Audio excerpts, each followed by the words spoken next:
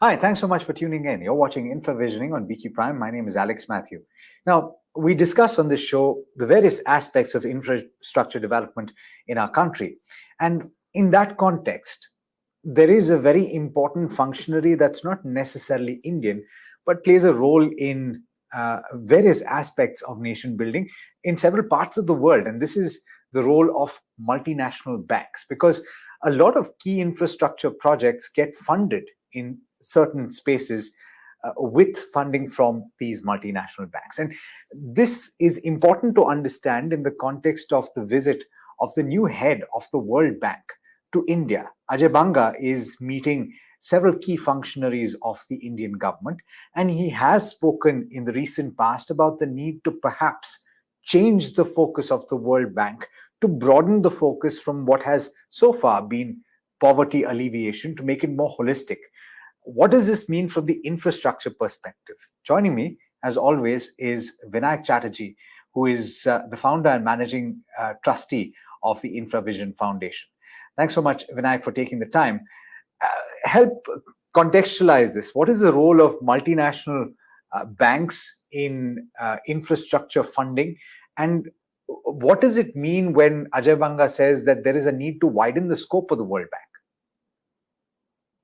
Wow, that's a very broad-based agenda. But let me answer your questions in following steps. One, to the larger question, what is the role of multilateral development banks in funding infrastructure? In our context, funding infrastructure, Indian infrastructure, very, very large.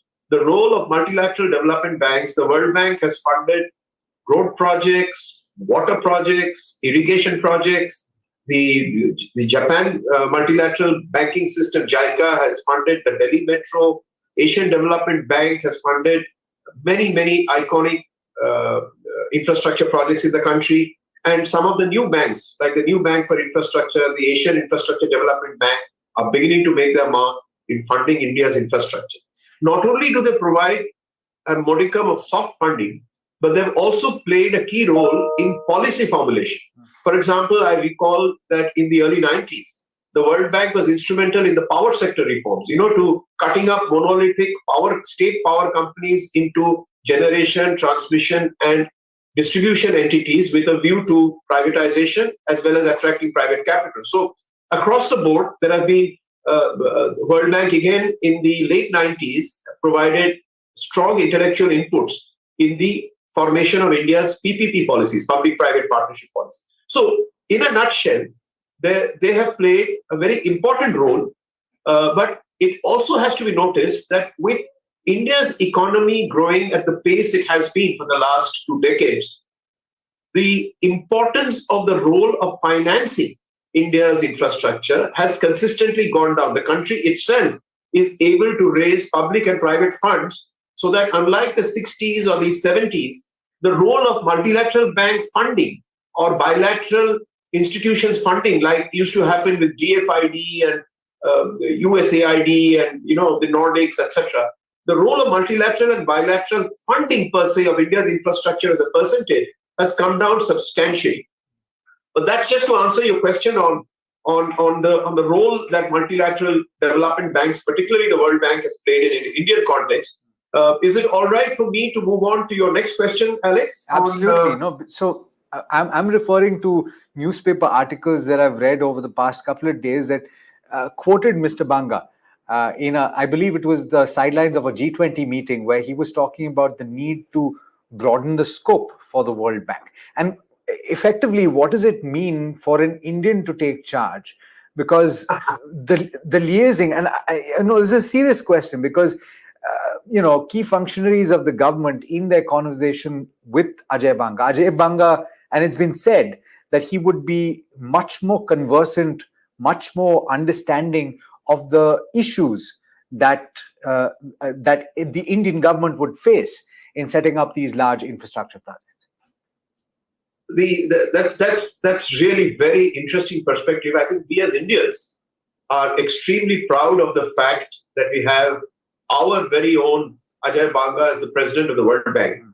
And it has to be said to his credit that he's kind of, hit the road running. I mean, ever since he took over on 1st July, global newspapers, channels, the intelligentsia, people in the business of development economics, the networks are buzzing with Ajay's, shall we say, rather path-breaking thoughts on reforming the agenda of the World Bank specifically, and in that context, obviously, the spillover effect on the other multilateral banks. To your question on India specifically, it is interesting. Ajay will have a very, very strong empathy to the needs of India. That goes without saying. And in that context, can even enlarge the agenda to make an impact in similar other developing markets. Very interestingly, he has in his initial remarks on the charter of the World Bank, I have noticed 7 major dimensions that he has spoken of, which lead to what one would call a kind of a resetting of the charter of the World Bank itself. The first is probably the most important, that he has said that the mandate of the World Bank has to go beyond its traditional poverty focus. Most of the funding, the approach of the World Bank has been under the umbrella of what is called poverty alleviation. And he says that in a changing world, this now has to go beyond. Obviously, poverty alleviation is important, but the agenda must pay or have equal weightage to issues like climate change, pandemics, food security, inequality, migration, on all of these things, which he says should make the mandate of the World Bank should be to make the planet a far more, within quotes, livable planet. Secondly, he's talked about going for multiple partnerships. I think he has hit the nail on the head, saying the World Bank by itself can't change the world. What it can do is it can set the agenda, it can provide the knowledge leadership, and in most cases, it can even provide the seed funding. But he talks about multiple partnerships and therefore projects and programs that are replicable and scalable. Now, this is very, very interesting. So basically, he's saying that if we show the lead, then other partners must then run with the baton along with us. And therefore, he talks about other partnerships that would include obviously other multinational development banks, the private sector, state entities, parastatal entities, and NGOs. These are all civil society entities that he looks at who would be in partnership with the World Bank's fresh agenda. Then he talks about increasing the balance sheet. You know, the committee set up by, the committee constituted by 2 eminent people, our very own N.K. Singh and Larry Summers, to suggest changes to the agenda of multilateral development banks, has basically said that they need to be recapitalized to much higher level. But Banga does strike a note of caution. While he agrees with the need to substantially increase the size of the balance sheet of the World Bank to make a difference, he very interestingly says, let us first be a better bank, a more relevant bank than just merely a bigger bank. Now, it's a very, very important statement and a very, very important message to World Bank staffers also. He talks about the fact that it is relying completely on donor funding to multilateral development banks will not get us very far unless we create, shall we say, avenues to channelize private sector funding also from the large capital pools available with the private sector, both corporate as well as institutional and charitable, to walk hand in hand with the plans and programs of the World Bank. To this extent, I must say that he has, in the very first month, walked the talk.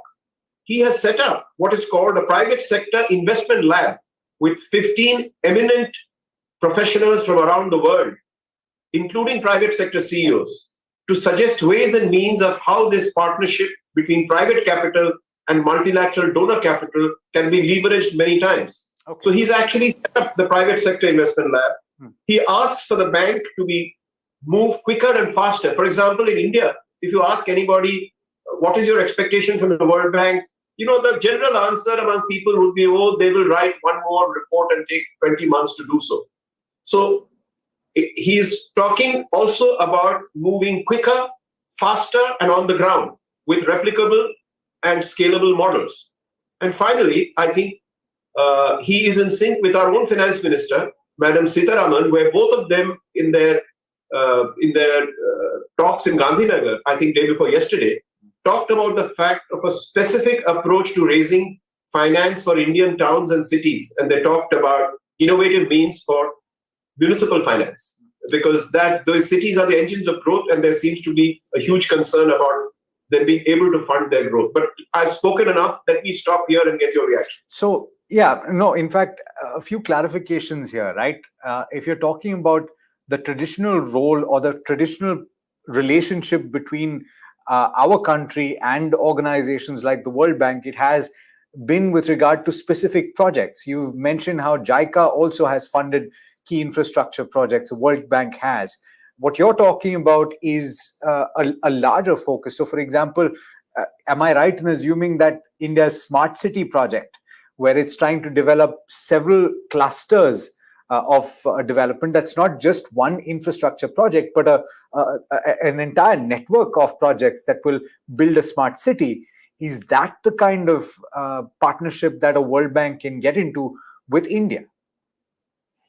Yes, it can. I mean, that's one of the big ideas in any case, urban infrastructure financing. And, by instituting the necessary reform packages to, for example, make municipal bonds a very large capital market instrument for financing our cities. Entire US cities are funded by munis, as they're called, and it's one of the largest capital market instruments in the US. But India doesn't seem to have yet reached any level of, shall we say, impact on municipal bonds. So yes, doing all of these things will make the World Bank a partner in pushing the smart cities agenda, including many other. Now, I would also just like to clarify that while I did say that the World Bank's financing as a percentage of the total funding of infra projects has come down over the years, which is natural.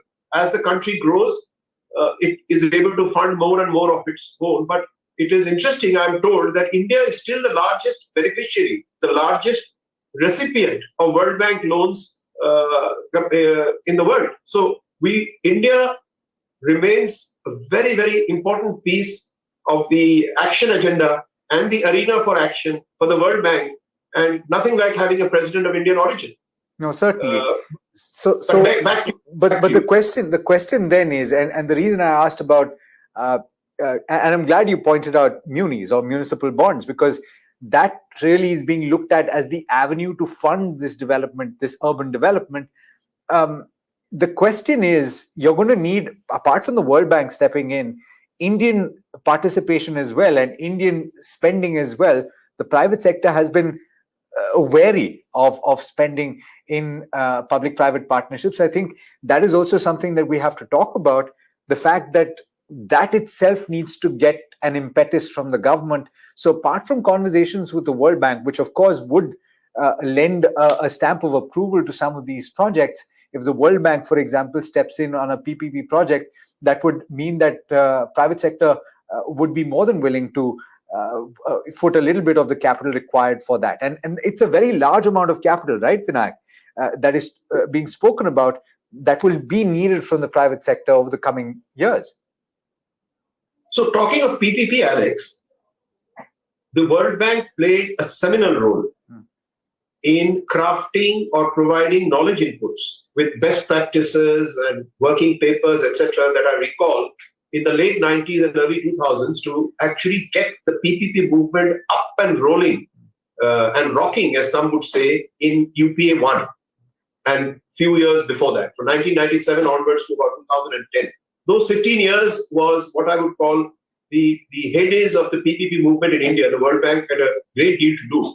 I understand, from 2012 onwards, the NPA problem started and, projects started becoming sick and et cetera, and PPP got a bad name to the extent that very few private sector honchos today, both Indian and foreign, would actually be enthusiastic about putting balance sheet money into PPP projects until the issues and problems are sorted out. And that is precisely where I understand that the government of India currently has reached out again to the World Bank to say, take a hard look.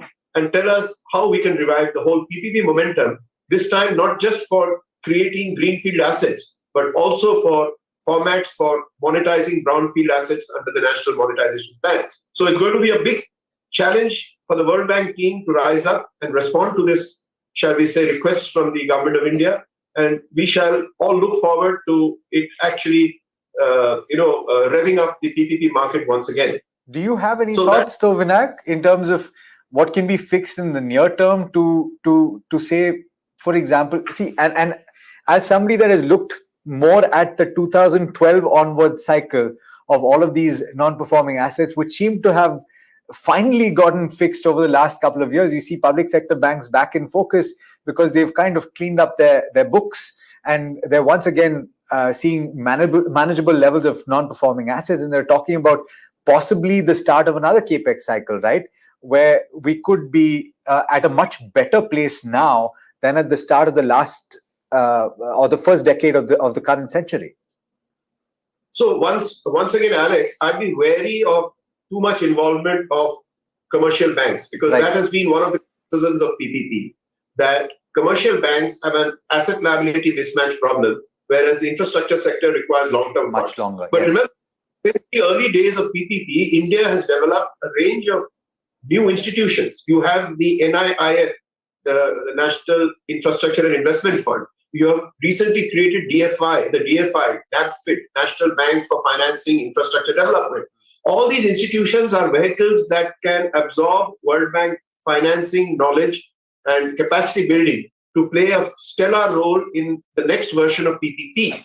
And remember that World Bank itself is, shall we say, a combination of different institutions with different mandates. So while the World Bank can certainly play a proactive role in crafting PPP policy and helping states fund, the government fund their portion of the P, remember it has its affiliate, the IFC, the International Financial Corporation, which can partner and fund private sector to also jump into well-structured PPP projects. And then it has the other arm, MIGA, Multilateral Investment Guarantee Agency, that provides reassurance to investors after charging a premium that their capital and their investments will be looked after and taken care of in case there are any issues of public policy or sovereign defaults, as has happened in some states when concessions have got unilaterally cancelled. So the World Bank has within its fold a bunch of institutions that can together